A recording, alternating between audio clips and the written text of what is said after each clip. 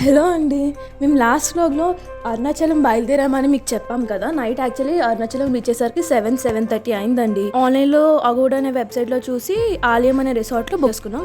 అది దేవస్థానం వారిదే ఆ రిసార్ట్. చాలా స్పేషియస్గా, చాలా అకామిడేషన్ అండ్ అఫోర్డబుల్గా కూడా ఉంది.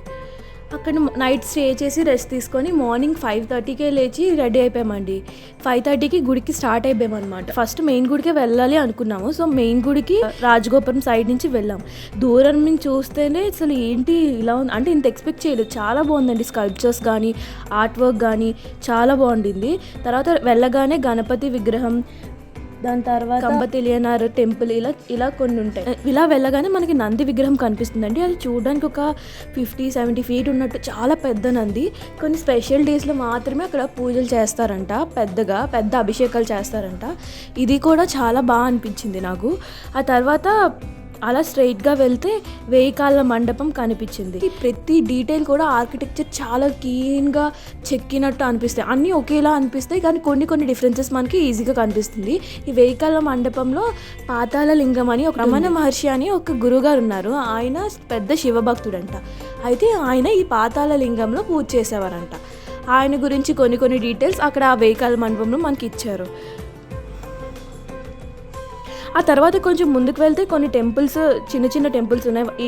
మనం ఇందాక చూసినట్టుగానే ప్రతి టెంపుల్ మీద కూడా same okay type of architecture మనం ఎక్కడా చూడం. కొంచెం గర్భగుడికి దగ్గర అవుతున్నప్పుడు కొంచెం వెనక తిరిగి చూస్తే మనకి 3 గోపురాలు వరుసగా కనిపిస్తాయి. చూడడానికి చాలా చాలా బాగుంటుందండి. మార్నింగ్ 6 కల్లా రీచ్ అయిపోయాం. సో గుడి అంతా చాలా ఖాళీగా ఉండింది. సో లోపలికి వెళ్ళిపోయి ఫాస్ట్గా ఒక 10 మినిట్స్లో దర్శనం అయిపోయింది. దర్శనం మాత్రం చాలా చాలా బాగా జరిగింది. ఏదో తెలియని ఒక డివైన్ పవర్ని అందరం ఫీల్ అవ్వగలిగాం. ఆ తర్వాత బయటకు వచ్చేసి మ్యాక్సిమం తమిళనాడులో ఉన్న అన్ని గుడుల్లోని ఎక్కడ ఫోన్స్ అలో చేయలేదండి. ఈ గోల్డ్ చాలా అలో చేశారు. సో చాలా పిక్చర్స్ తీసుకొని రిటర్న్ అయ్యే దారిలో కూడా మనం కన్ఫ్యూజ్ అయిపోతాం. అన్ని గోపురాలు ఉంటాయి చుట్టూ. అన్ని గోపురాలు సిమిలర్గా ఉండవు కానీ సిమిలర్గా ఉన్నట్టుంటాయి. కానీ చాలా బాగున్నాయండి. దగ్గర నుంచి చూస్తే మనకి ప్రతి డీటెయిల్ కూడా చాలా క్లీన్గా చెక్కినట్టు. చాలా పక్షులు, అది చాలా హైట్ ఉండడం వల్ల మేఘాలు కూడా కిందకి దిగి చాలా బ్యూటిఫుల్గా కనిపించింది. అక్కడ ఒక త్రిశూలం కూడా ఉందండి. మెటల్ది కాదు, రాక్తో చేసింది. అదేంటంటే వకుల వృక్షం కింద ఉంటుంది. ఇక్కడ రమణ మహర్షి గారు ధ్యానం చేసేవారంట. ఆ తర్వాత ఆ వకుల వృక్షం నుంచి మేము కొంచెం టైం అక్కడ కూర్చొని పిక్చర్స్ తీసుకోవడానికి ట్రై చేశాను. నేను మ్యాక్సిమం అంత క్యాప్చర్ చేయడానికి ట్రై చేశాను. అలా క్యాప్చర్ చేసిన కొన్ని మీరు చూడండి. ఎంత డీటెయిలింగ్ కానీ గోపురాలు కానీ నేచర్ కానీ చాలా బాగా అనిపించిందండి. అరుణాచలంలో అడుగు పెట్టాలంటే ఎంతో అదృష్టం ఉండాలి అని చాలామంది చెప్తారు.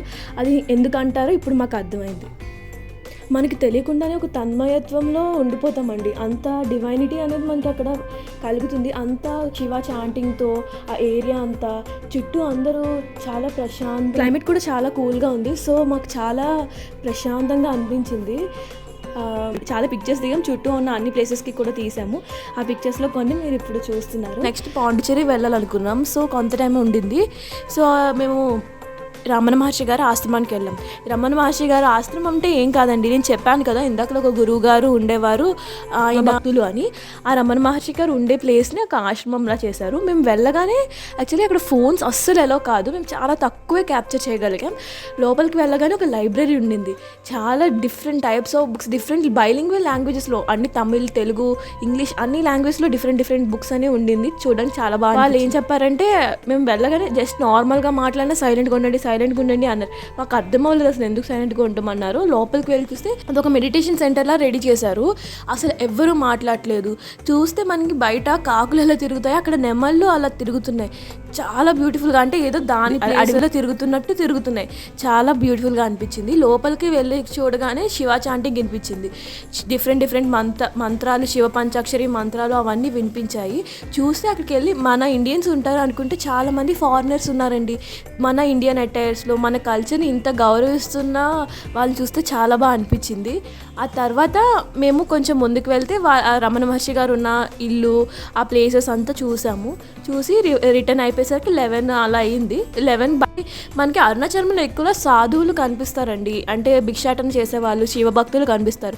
వాళ్ళందరికీ ఇక్కడ ప్రసాదం పెడతారు అనుకుంటా. మేము 11కి వాళ్ళు అక్కడ ప్రసాదం పెడుతుంటే మేము చూసి ఇంకా బయటకు వచ్చేసాము. మేము ఏం చేసామంటే గిరి ప్రదక్షిణ చేసేసి ఇంకా అటు నుంచి మేము పాండిచ్చేరి బయలుదేరుతాం. ఈ వ్లాగ్ మీ అందరికీ నచ్చిందని అనుకుంటున్నాను. If you like it, please do like, share and subscribe to channel. And that's all for this video.